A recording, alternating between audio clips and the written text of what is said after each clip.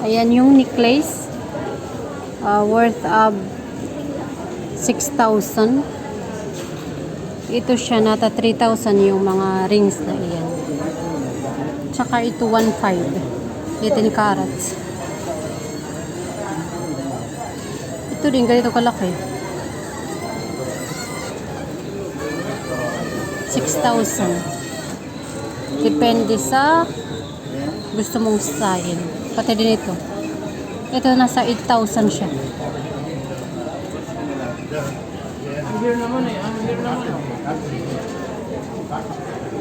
Kung gusto mo naman yun, yung nasa 50 KD, kompleto siya. May earrings, may singsing, may kwintas.